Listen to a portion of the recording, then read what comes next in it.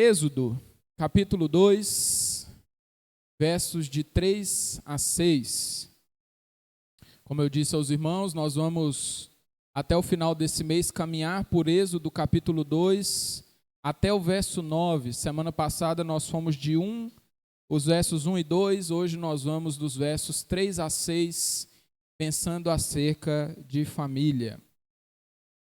Êxodo, capítulo 2, versos de 3 a 6, à medida que você for achando, se coloque de pé, para que façamos a leitura da Escritura.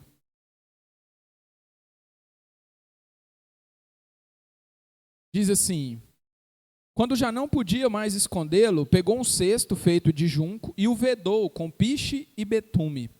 Colocou nele o menino e deixou o cesto entre os juncos, à margem do rio Nilo.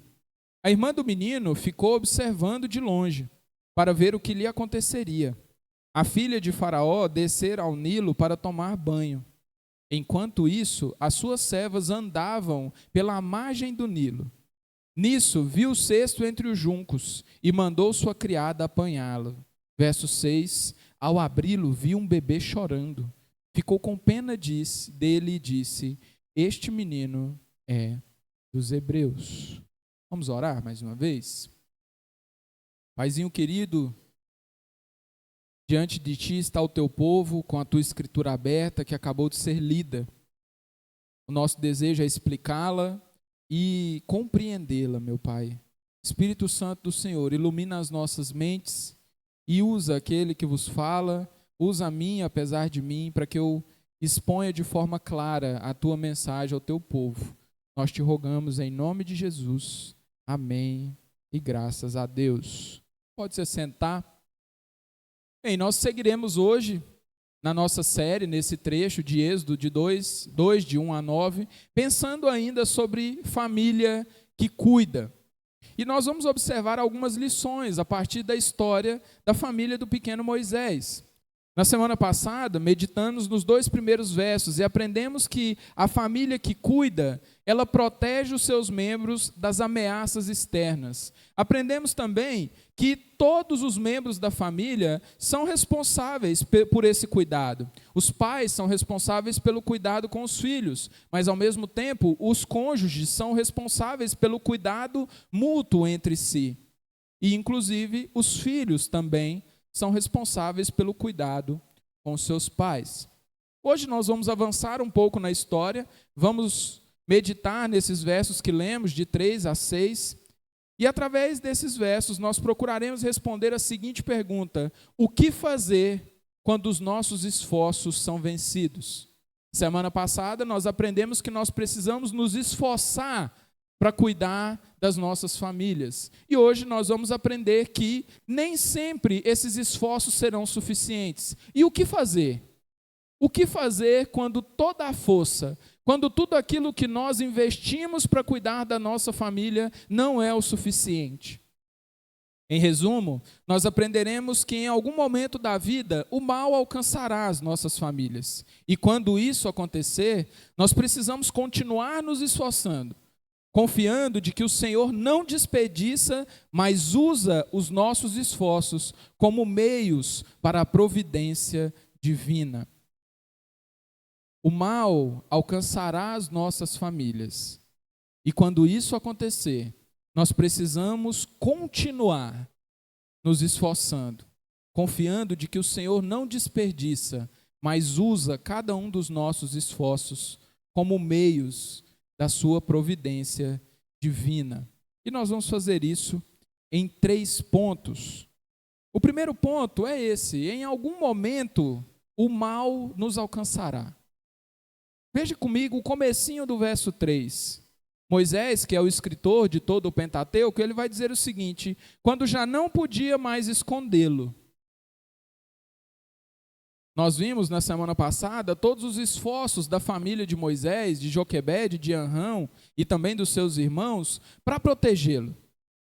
Nós vimos que eles não levaram em conta a possibilidade de uma prisão, a possibilidade de serem atacados pelo faraó, de serem punidos por desobedecerem uma regra do faraó.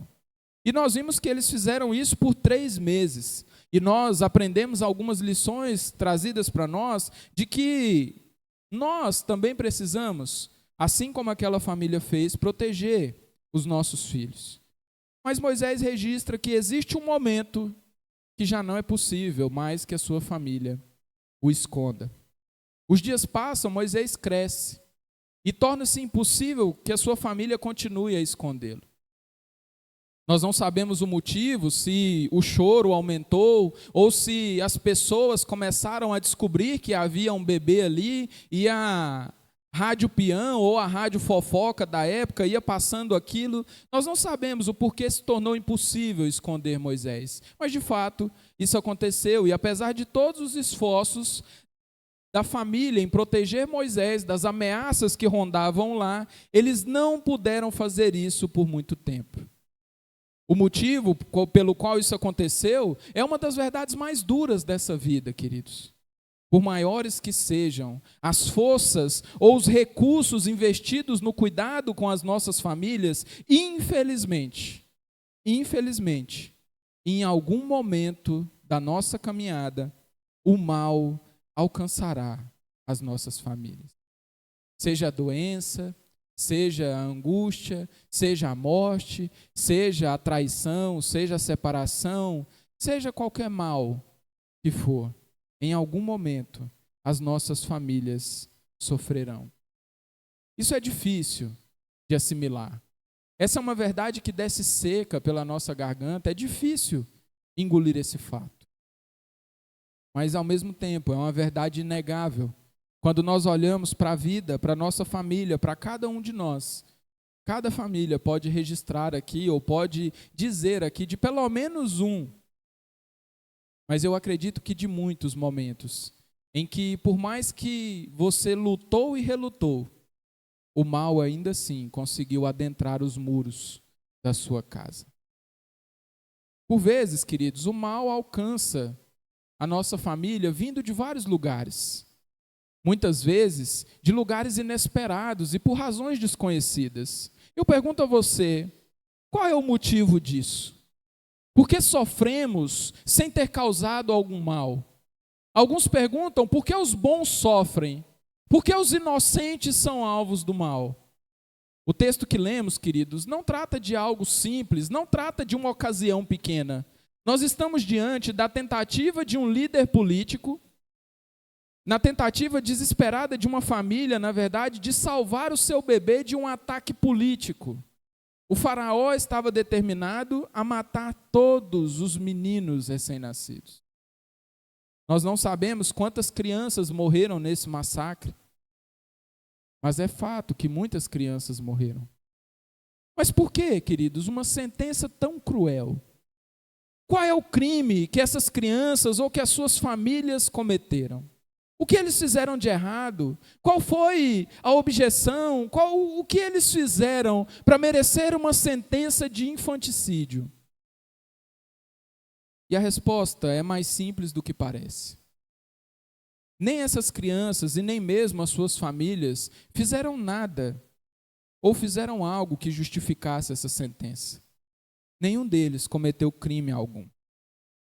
O faraó busca alcançar e assassinar o pequeno Moisés ou os bebês hebreus porque tinha medo de uma revolta daquele povo e vê no assassinato de crianças uma forma de diminuir o poderio dos hebreus.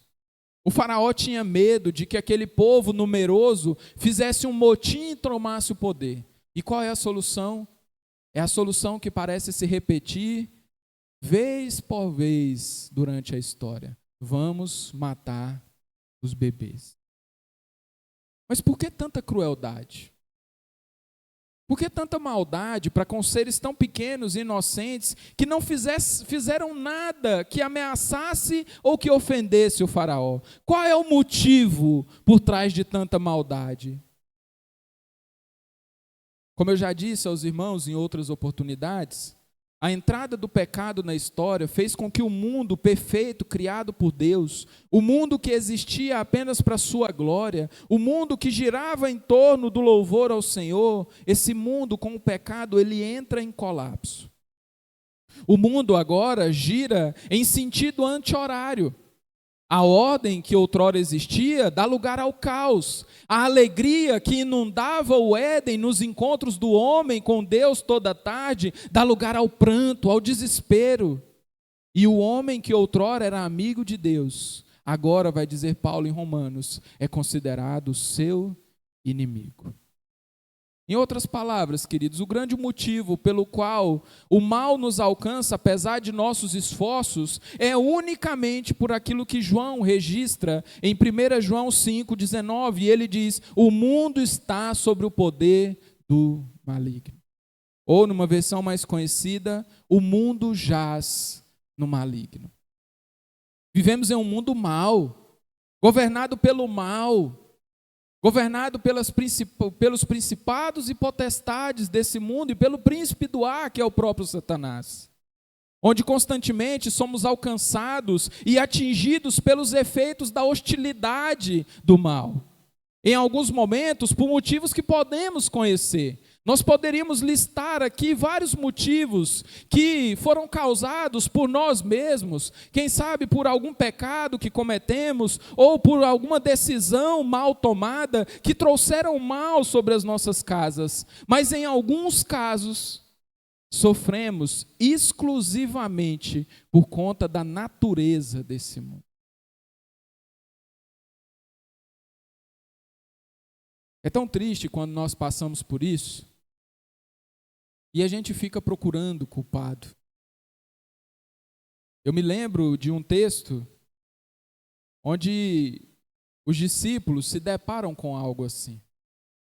E provavelmente nós vamos ler ele mais depois. Um homem cego de nascença e os discípulos procuram um motivo, procuram um culpado. Senhor, quem pecou? Foi ele? Foi os pais? E Jesus disse: não, ninguém pecou. E se os discípulos tinham aquela dúvida, queridos, imagine o cego, procurando culpados para a sua cegueira. E assim somos nós, por muitas vezes. Quando o mal nos atinge, nós procuramos culpados. O que é que eu fiz? Aonde eu errei? Qual foi o meu pecado? Por que eu estou sendo punido? Ou, quem foi que trouxe esse mal contra mim? Será que foi alguém fazendo fofoca? Será que foi alguém que maquinou? E, queridos, muitas vezes não existem culpados. O culpado é o pecado. Imagine comigo, por exemplo, uma mulher que está sentada à beira de uma piscina. E nessa piscina há várias crianças brincando, pulando, correndo, se divertindo.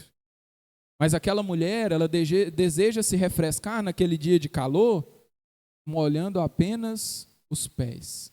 Não sei se você já passou por isso, mas direto a gente vê, né, alguma mulher sentada na beira da piscina e ela só quer molhar os pés. Em hipótese alguma, ela deseja molhar o cabelo. Talvez ela fez uma chapinha, um procedimento. E apesar dela estar na beirada, longe de uma quantidade considerável de água, apesar dela pedir cuidado para as crianças e tentar se sentar mais longe, eu pergunto para você, qual é o resultado natural desse cenário? Pode ser que ela consiga sair com o cabelo seco, mas eu duvido muito.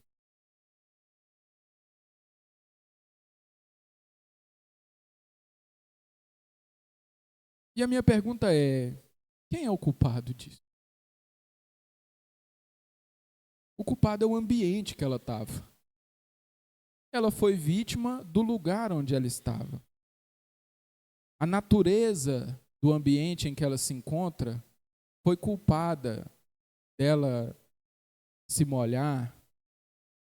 Assim também, queridos, mais cedo ou mais tarde, o mal acabará atingindo as nossas vidas e, consequentemente, as nossas famílias. E nesses momentos nós tentaremos achar culpados.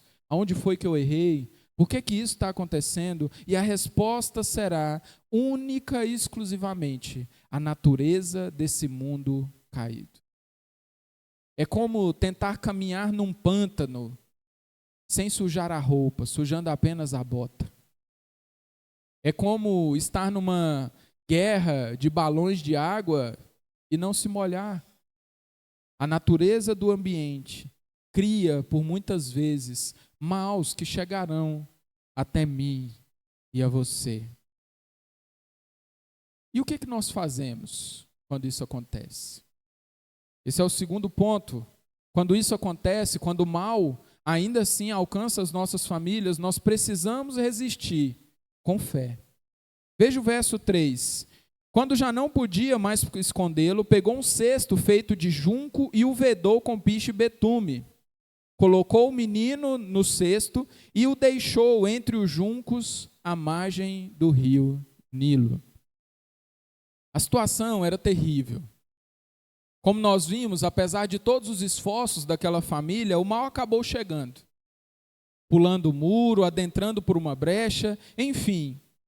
De modo que já não era mais possível proteger Moisés mantendo ele escondido.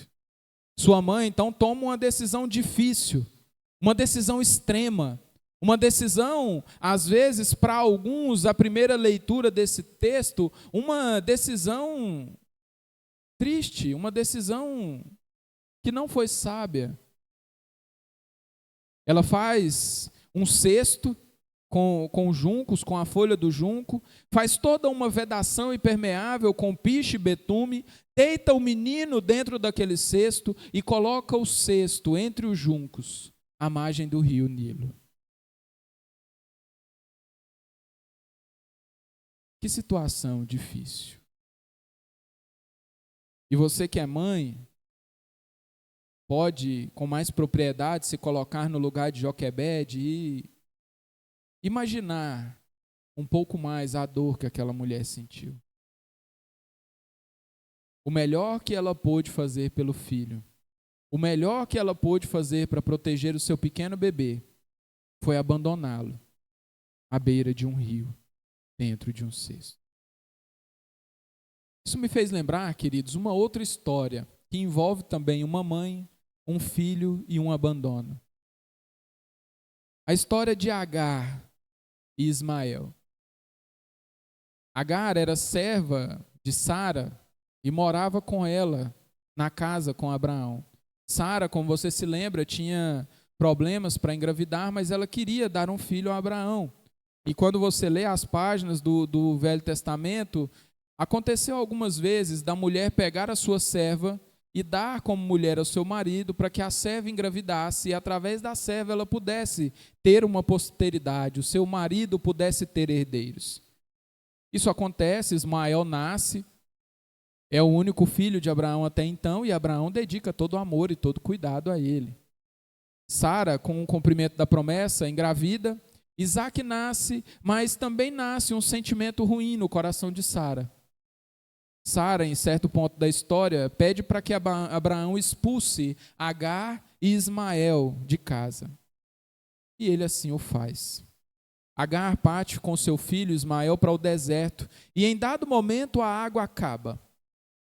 E quando a água acaba, queridos, junto com a água, acaba também a esperança de Agar. E assim como a mãe de Moisés, assim como Joquebede, Agar também deixa o seu filho próximo a uma planta. A diferença entre as duas situações está ligada à fé. Enquanto Agar já não tinha fé que o seu filho pudesse sobreviver, ela diz, eu vou deixar o menino longe porque eu não consigo vê-lo morrer. Agar entrega os pontos, coloca seu filho embaixo de uma árvore, de um pequeno arbusto e sai para longe, para que a dor que dilacerava o seu peito fosse menor. Joquebede, por outro lado, crê que Moisés de alguma forma poderia ser salvo. E sabe o que essa fé faz Joquebede fazer, o que ela leva Joquebede a fazer? Joquebede decide participar da providência de Deus. Joquebede decide ser parte da resposta que ela mesma queria receber. Isso, a sua fé, encoraja Joquebede a agir e fazer tudo o que estava ao seu alcance, confiando, crendo, acreditando que de algum modo as ações que ela tomasse poderiam contribuir para que o seu pequeno bebê fosse salvo. Isso nos ensina uma lição valiosa, queridos, sobre o conflito que existe entre nós acerca do poder do mal e a firmeza da fé. É difícil se manter firme quando o mal nos afronta. É difícil se manter fiel, é difícil se manter inabalável quando o mal nos atinge com força, e principalmente quando ele vem desavisado, quando ele vem de um lado que nós não esperávamos, ou quando ele vem de algum lugar que nós não sabemos explicar de onde é. É difícil. Nós estamos vendo isso nos Salmos. E no Salmo 73, se não me engano, há um episódio assim. O profeta diz ao Senhor: Senhor, por que os maus prosperam? Senhor, eu estou firme, mas é difícil ver os maus prosperarem. Saber que mais cedo ou mais tarde o mal atingirá a nossa família não deve nos fazer recuar. Isso não pode, querido, nos acovardar. Isso não pode nos fazer sair de campo, tirar o nosso time de campo, nos render ao mal. Não! Pelo contrário, deve nos levar a empregar ainda mais cada recurso, cada capacidade que temos, crendo com fé, de que Deus poderá usá-los como parte da sua providência. Imagine, queridos, o coração de Joquebede. Já fizeram tudo que podiam e mesmo assim não conseguiram proteger o seu filho. Imagine a frustração, o medo.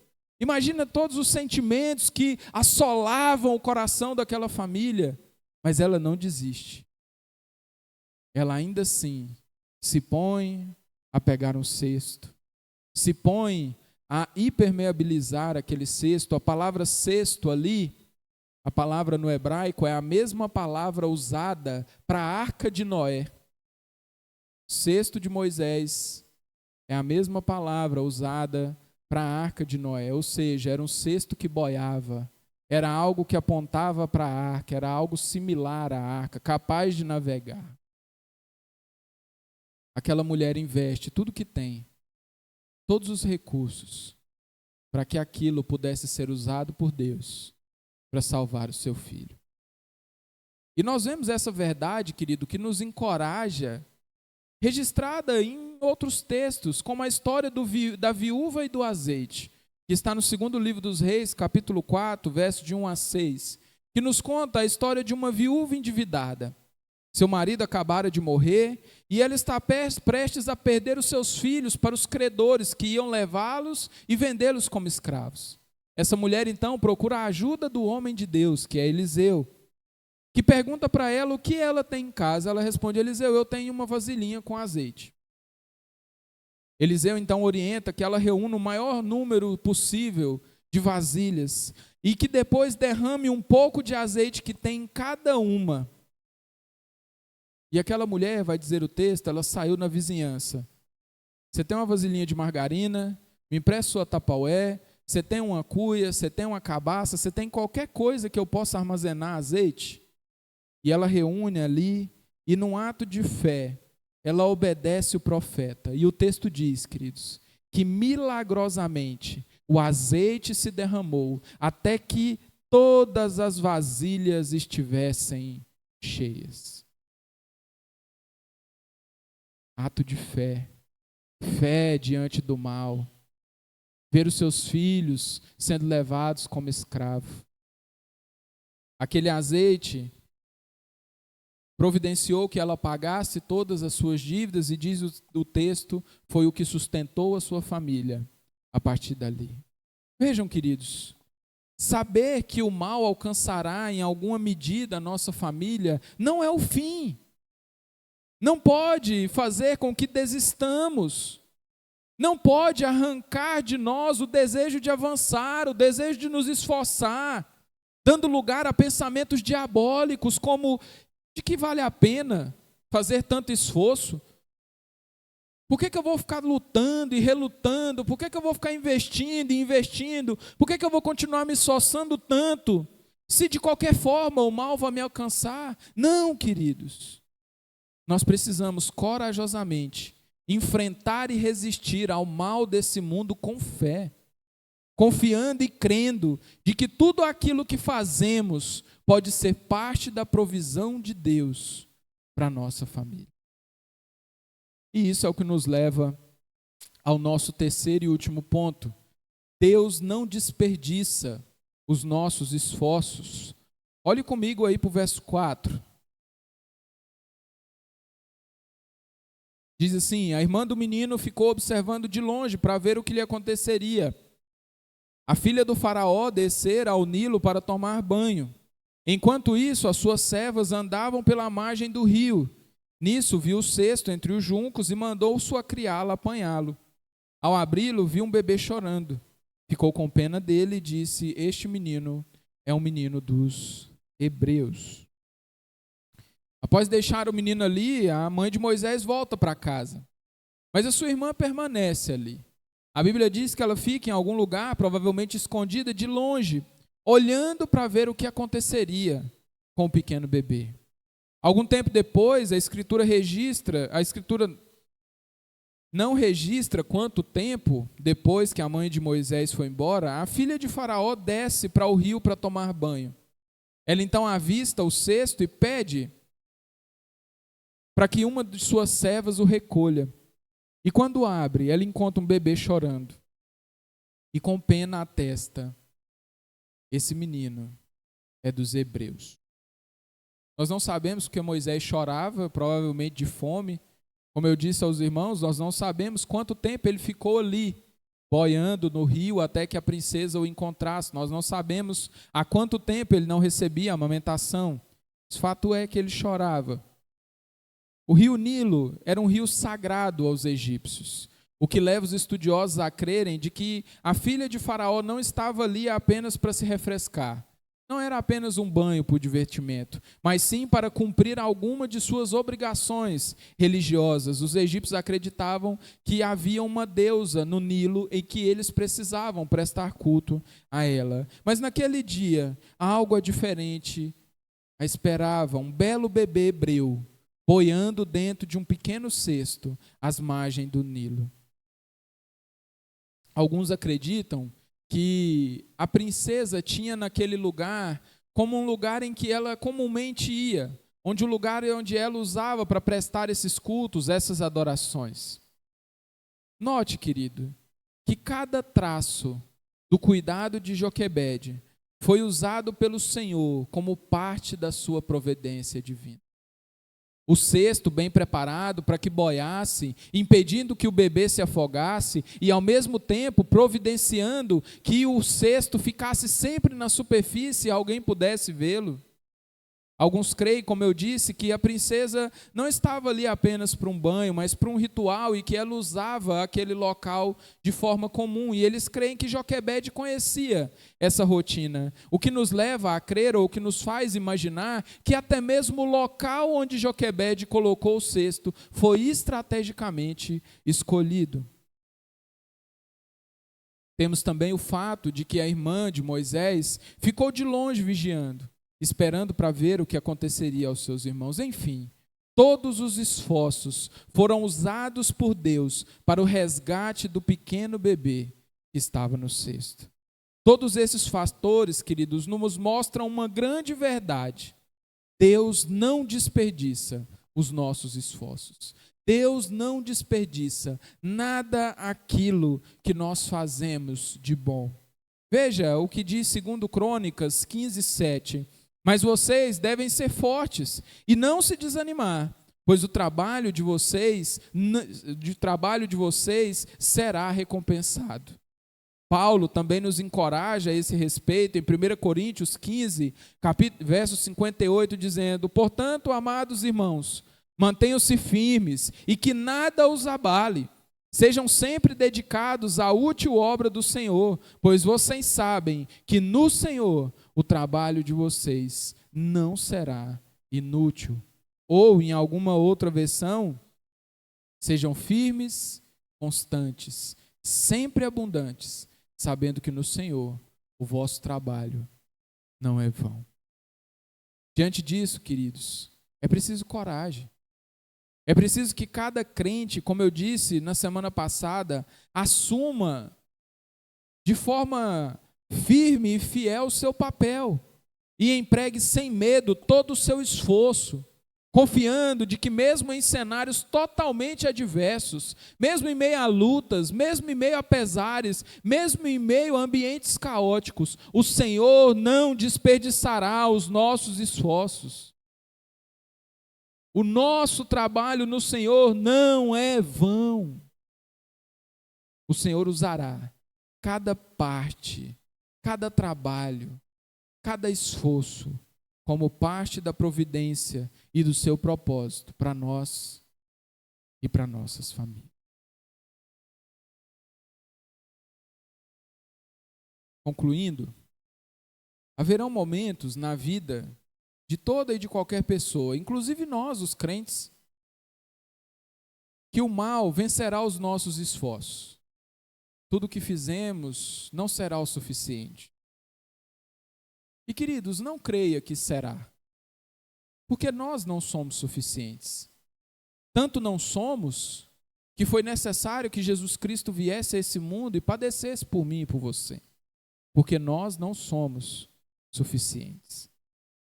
O mal nos alcançará em alguma medida, e, consequentemente, alcançará as nossas famílias, mas nesses momentos, nós precisamos estar preparados e saber o que fazer. Aprendemos hoje que mesmo nos piores cenários, o cristão não se dá por vencido. Nós não somos covardes. Nós não desistimos ao primeiro ataque. Nós não somos aqueles que nos amedrontamos com o primeiro bater dos pés. Se lembram de Davi? Todos estavam amedrontados, recolhidos, ninguém tinha coragem de peitar o Golias. Davi chega, pequeno, franzino, sem armadura, com uma pedra e um estilingue ou uma baladeira, vai à frente de Golias e diz: quem é esse incircunciso filisteu que afronta o Deus vivo? E todo mundo ao redor de Davi: você está doido, menino? Esconde aqui que dá tempo. E Golias: quem é você? Você pensa que eu sou um cão para que você venha a mim com paus e pedras? E eu te pergunto, você que lembra da história, Davi saiu correndo ao primeiro bater dos pés de Golias? Davi sabia que era difícil. Era um homem 3, 4 vezes maior que ele. Davi não dava nem o tamanho da lança que Golias tinha. E assim também somos nós, queridos. Nós não corremos diante do primeiro bater do pé do mal desse mundo.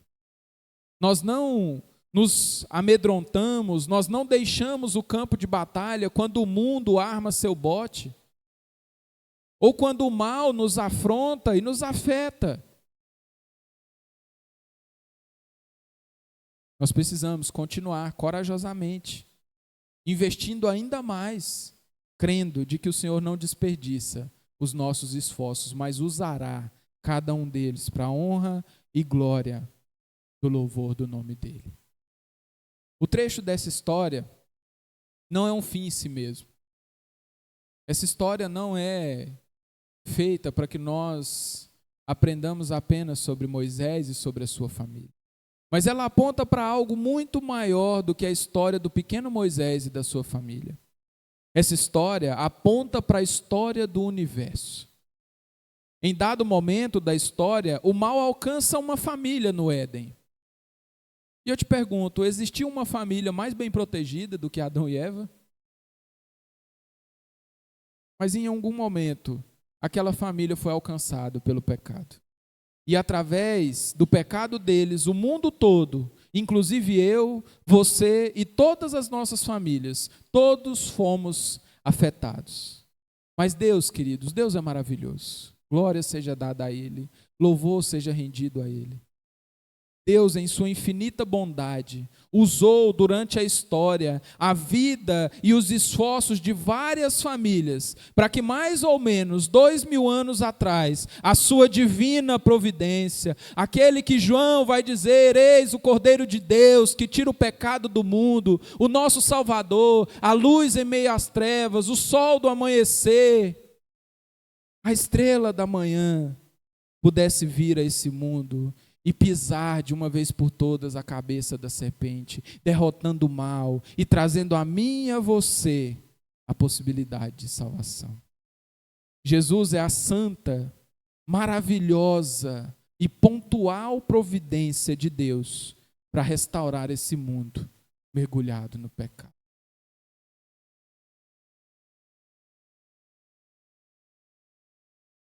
E agora eu queria a sua atenção. Meu querido amigo, você que ainda não creu, que ainda não fez um compromisso real, um compromisso genuíno, um compromisso de vida com Jesus Cristo. Eu não sei quais foram os motivos que te trouxeram aqui. Eu não sei quais foram as joquebedes que te depositaram à beira desse rio. Eu não sei quais foram os motivos que te trouxeram, para que assim como Moisés, houvesse esperança de resgate. Talvez um convite de um amigo, talvez você viu um post no Instagram, ou talvez um anseio no seu coração por buscar aquilo que ele encontrará satisfação. Agostinho de Hipona disse certa feita, nos fizeste para ti, e aflito está o nosso coração, enquanto não repousa em ti. O peixe não vive sem a água, nós não vivemos sem o ar, e o nosso coração só encontra satisfação quando deposita a sua esperança em Jesus Cristo. Eu não sei o que te trouxe aqui hoje, mas de uma coisa eu sei.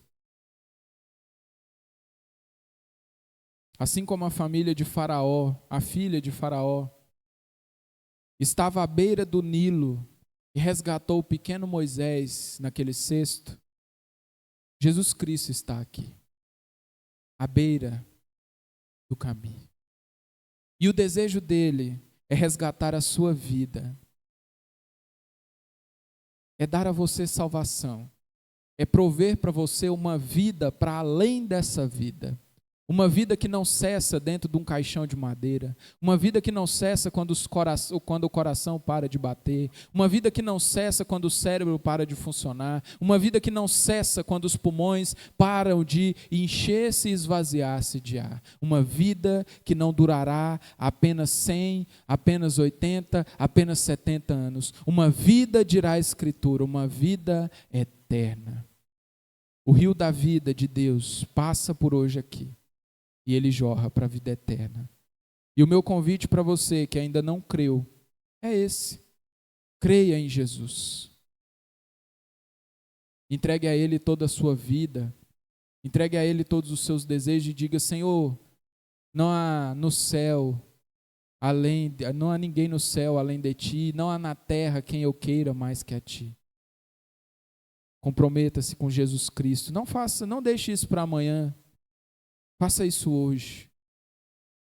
Há uma canção que diz: Cristo vai hoje passar. Passar, passar. E Ele está passando. Agarre-se a Ele hoje. Agarre-se a Ele hoje. E para você, crente, algumas aplicações práticas à luz desse sermão. Primeiro, fortaleça a sua fé. Conseguir êxito em tudo que falamos hoje requer de nós uma fé forte. Requer de nós resistência. E isso vem de Deus, mas não cai do céu. É preciso fortalecermos nossa fé. E para isso, use os meios deixados por Deus.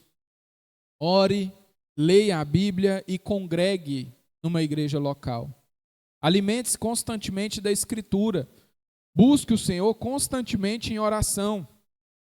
Tudo isso de duas formas: individualmente em suas orações e leituras devocionais diárias, como o próprio Jesus aconselhou, feche-te no seu quarto e ali tenha um momento com Deus de oração, mas também em grupo, em reuniões da sua igreja. Sirva e participe da vida da sua igreja. Um dos meios mais eficazes de crescer na fé, queridos, é vivendo e partilhando a vida com e a vida da sua igreja. Aqui podemos compartilhar experiências, ajudarmos e sermos ajudados em momentos de dificuldade. Aqui podemos contribuir uns com os outros para que a nossa fé seja fortalecida. É isso que Hebreus 10 vai dizer. E não deixe de congregar. Ao contrário, encorajem-se uns aos outros à prática das boas obras. Segundo conselho, fortaleça a fé da sua família. Desenvolva relacionamentos discipuladores na sua casa, tanto individuais como em grupos, se você tem filhos. Momentos assim fazem com que a família aumente a sua intimidade e confiança, tanto em Deus quanto uns nos outros, proporcionando que a família se desenvolva e permaneça cada vez mais junta, além de ajudar cada integrante da família a compreender como Deus pode usá-los para prover o cuidado em dias maus. E um último conselho: esforce-se com coragem. Os dias são maus, queridos, eu sei. É difícil. É mais fácil falar do que fazer. É mais fácil ler tudo que está aqui do que viver depois daqui. Não tenha medo. Não tenha medo de se esforçar. Não ache que o seu esforço é algo desperdiçado. Mesmo sabendo que, vez ou outra, os nossos esforços não serão suficientes e serão vencidos, creia que Deus, o Deus que rege a história, o Deus que governa todo o universo, o Deus que não deixa escapar um só milímetro, um só milésimo de segundo de toda a história, Ele rege todo o mundo, Ele ainda tem o controle de tudo. E creia que os nossos esforços podem e serão meios pelos quais o Senhor trará cuidado, proteção e salvação aos nossos lares. Lembre-se de que aquilo que é impossível ao homem é possível a Deus. E que o Senhor, queridos, nos ajude a seguirmos sempre em frente, firmes, constantes, sempre abundantes, sabendo de que no Senhor os nossos esforços não são em vão. Amém.